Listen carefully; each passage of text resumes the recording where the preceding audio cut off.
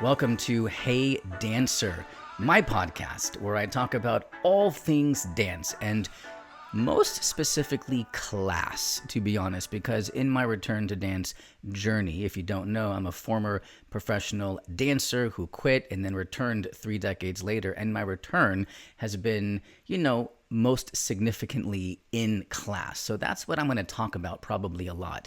But I'll be on set soon, okay? It's going to be happening. Anyway, today's topic is a huge one for the class experience. It's about just being considerate to your fellow dancer, to the teacher, to yourself, to be honest. Lord knows I have experienced a lot of things in class that would not fall under the category of being considerate. So let's talk about it, shall we? Before I get into it, though, please follow and subscribe, rate, review, and like the podcast. I pay attention to all of it. It goes a long way. And now let's get into the nitty-gritty here. And by the way, did I say my name? I have no idea if I did. I guess I'll find out when I edit this. But my name is Miller DeRay, if I didn't say.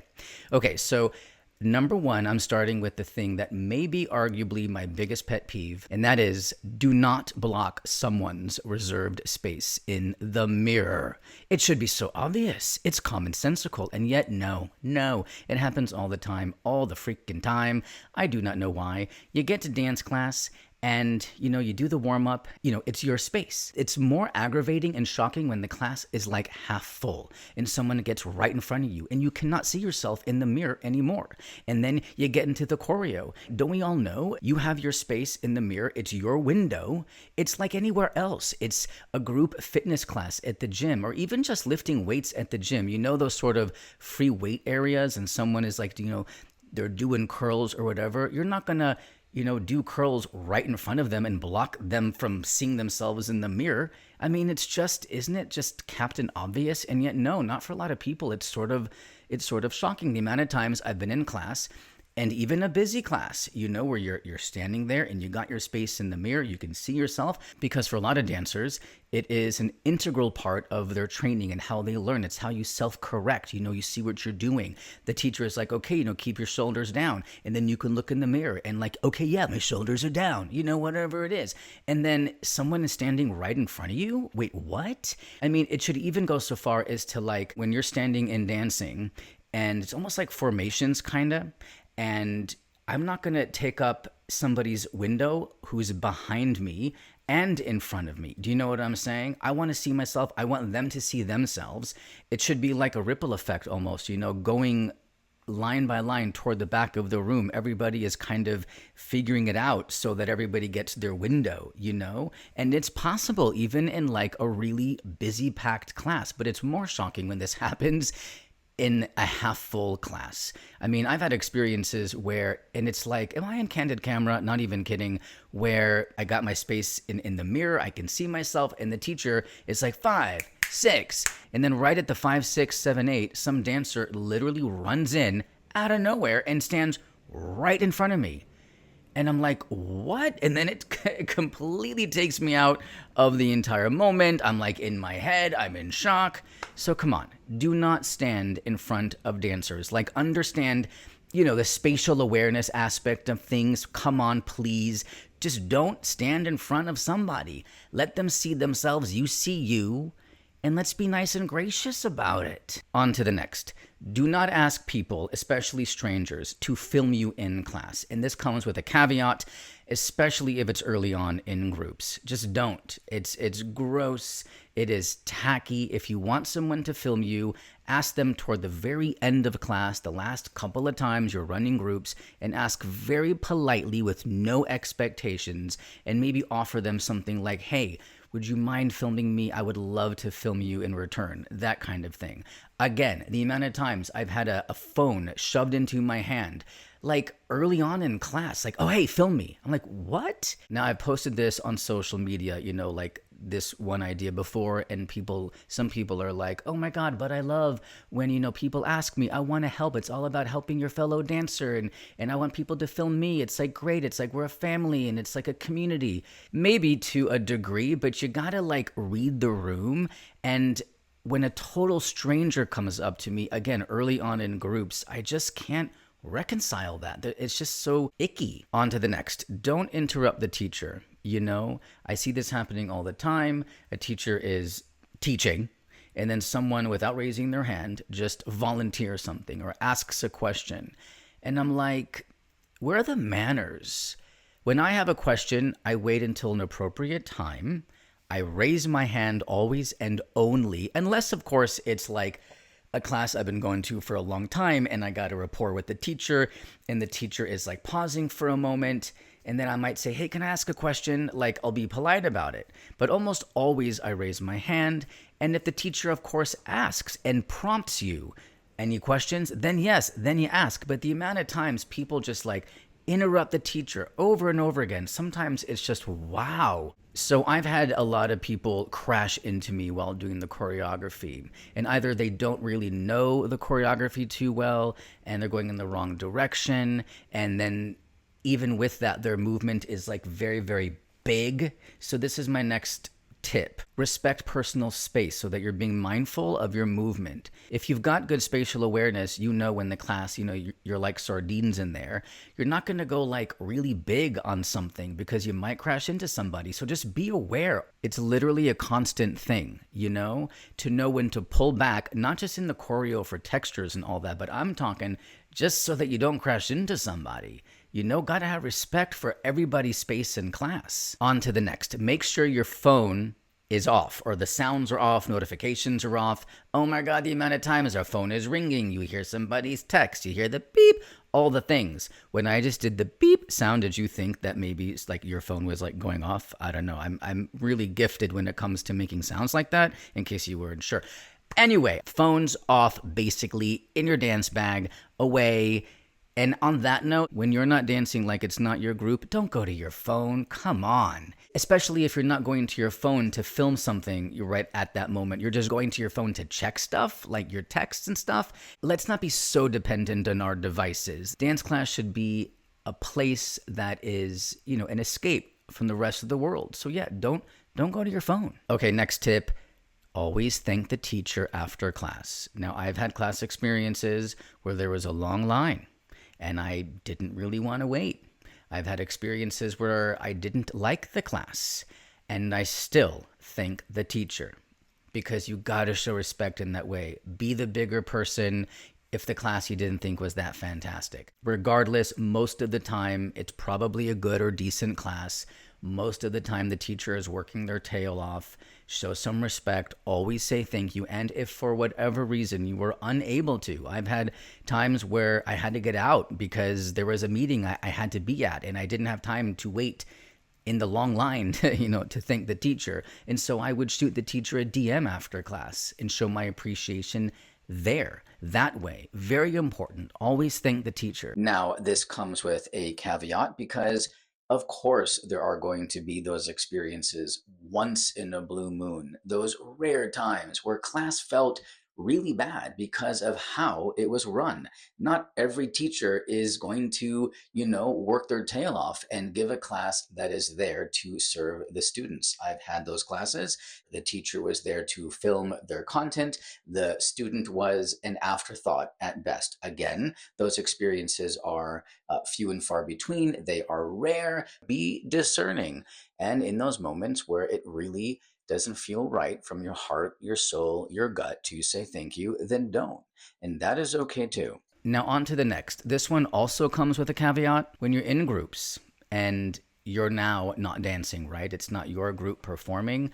Don't just do nothing. Be present. Now, for me, I need to mark the choreography. If I'm not marking at all times, I'm a little bit paranoid that I'm going to forget, because it's amazing how quickly it can go away from the brain. My point is that even when I'm marking, I'm watching the dancers and I'm giving them an energy, that I'm present with them. I'm just marking because I got to do it. But as soon as they finish, I'm going to applaud. I'm not screaming and hollering, which is wonderful if that's the way you like to roll. If that's the class you're in, that's the vibe, amazing. My style is more like I'm either marking or I'm watching intently. Regardless, I'm always paying attention. I think that's the point. And when they're over, like when they're finished, I will applaud. The point is just always acknowledge the group in some capacity, right? Okay, I don't know what point this is, maybe number 9 or 10. Don't coach other dancers in class. Don't correct them. Don't give them direction. Oh my God, such a pet peeve. That's happened to me in a couple of classes. I remember this one time. I was really off. Like, I just knew that I wasn't good. I was really struggling, and I knew that I was fast. I was like going too quickly. And ironically, it was one of those classes where I did really well and people watched me a lot. So if they're watching me and I'm off, then they might be off, which is like a weird kind of pressure. But anyway, I was going way too quick. And then we finished, and this dancer said to me, "You're going too fast. You're going way too fast." And I was like, yeah, no shit, Sherlock. I know that. It was not the dancer's place to say that. It was really uncomfortable and made me feel kind of stupid. But also, I thought, what a bad reflection on them. Like, no, you don't do that. To this dancer's credit, after class, they walked up and they apologized to me. So I did appreciate that. So that was really great.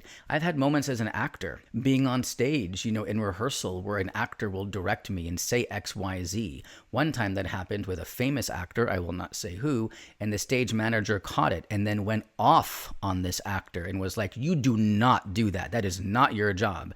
For some reason, artists feel like sometimes they can direct you like they're the director, or they can choreograph you like they're the choreographer, and it's not their place to do so. So don't be doing that. On to the next. Now, if you're standing in front, learning the choreography, which is what I need to do. That's the only way I can learn. There's sort of an unspoken rule. I think that you are the visual guide. Like, you kind of know what you're doing, because the people in back maybe can't see the teacher, so they're kind of relying on you. So, you might F up here and there. You're not going to be great or perfect. You're learning also. But there's the idea that you have an idea of what is going on. But if you're standing up front and it's way above your pay grade and you're really, really, really lost, then at some point you need to leave the front. You need to switch places. Now, this has happened to me, and I still need to be in the front. So instead of standing center-ish, I'll go off like to the side. So now I'm very clearly somebody is watching. Does that make sense? Nobody who somebody is watching, and yet I can still see the teacher, like pretty okay. And also, if you're standing in front, this is sort of another tip, I guess, to be kind of considerate. Dance full out. If you're a sardine in class and you can't, I get it. But because you are that visual guide, yeah, like dance, full out. I am a fan of dancing full out as much as possible and not marking it, because you want to get the choreo built into your body, into your system as it is supposed to be, as quickly as possible. On to the next, be on time. Hello. I come from the school of on time is late and early is on time. Do you know what I'm saying? Just be on time. Don't be that person who is just barely getting into class. We're halfway through the warm-up. We're in the middle of the second count of 8 or something, and then you saunter on in. No. Be on time. Okay? Punctuality. It matters. It makes a difference. People are paying attention. That dance teacher is a future amazing choreographer, and they're not going to forget that you walked in and I remember this one dancer at this studio I would take at. He always walked in so late, and the teacher would like joke about it. There he is. Do you think that person will ever book a job with this choreographer? Ever? Hell no. No. Here's another way to show your considerateness in class. Is that a word? Considerateness? Consideration. Anyway, respect the vibe the teacher sets. Some teachers are super playful and chill, and some are like really serious. So in a really serious class, don't be a jokester, and then in the class where the teacher is like really chill and playful, maybe don't be super serious. You gotta be you. I'm a big fan of being you. But, again, read the room and try to adapt. This will really help you, by the way, when you're on set. Because people want to feel like they connect with you. And if the vibe is like super chill on set, but you're really serious, or vice versa, it just may not flow too well. All right, moving on. Don't film the teacher or the combo without permission. Now, I have had classes where I went all the time and it was a really chill vibe, and I knew that it was fine to film the combo once the teacher performed it like toward the latter part of class, and I would do that. I would film the combo and the teacher, because I knew in this one class I'm thinking of, for example, that combo would be done again a couple days later, and I wanted to work on it from home. And so I could do that, but it was allowed, everybody was doing it, it was chill. And so again, I read the room. But don't just show up to a class for the first time, see nobody else pull out their phone to film the teacher, and now you're filming the teacher doing the combo or whatever. No, no, no. Now, I know this kind of sounds like kindergarten or something here, but on to the next. Don't talk in class. Just don't. Oh my God, the amount of times I hear a teacher like trying to communicate and trying to give direction and trying to explain something in the choreo, and you hear, I'm like, wait, what? Who is that? And oh my God, how many times have I been in classes where the teacher, it just stops and it's like, all right, well, who's talking? Can everybody be quiet? It's just so disrespectful. It's so unprofessional. So unless the teacher is talking to you and asking you a question, asking the class for feedback, don't talk. The cute little aside to somebody like, oh my God, this is so fast, or just whatever it is. Okay, sure, fine, maybe. You're human. But for the most part, don't talk. You're there to learn, and it's a class. It's a respectful environment. It is a place to just honor the teacher and just to listen and to learn. The class is for you, it's your class, but it's not about you. And then I guess I'll just end on this. There's probably 100 more, but we don't have all day. Be mindful with your stuff, your dance bag, your shoes, your water bottle, your snacks, your phone, whatever it is. Keep the floor as clean and clear as possible. Let's keep it nice and clean and tidy. Keep everything in your dance bag. Keep your dance bag nice and clean and tidy. And when you take out things like water bottles and shoes, put them back in their proper place, okay? Or just keep your little, how in class you might have your little space, your little corner. Just keep it nice. Don't have things all just unkempt and everywhere. Come on now. That energy, actually, of the clutter from all the things, it really does affect class in ways you probably don't even realize. It's a neurological thing, but now I'm getting too deep. Thank you so much for being here. If you have anything to add to this, I would love to know. So let me know in the comments down below on YouTube or Spotify, or shoot me a DM at Back to Great. And if you enjoyed this podcast, make sure you share it with your dance fam and follow and subscribe and like and comment. All those things. Again, I so appreciate it. And I just love this. I love having a podcast. I love building this community. It's very exciting to me, especially during this healing journey of mine. While I'm not in dance class, this is a way for me to, connect with dancers. This is a way for me to exercise and utilize my dance muscles until I'm actually back in class, which, no worries, this will all be continuing, but this is a great thing to have to help supplement my craving for all things dance. All right, until next time.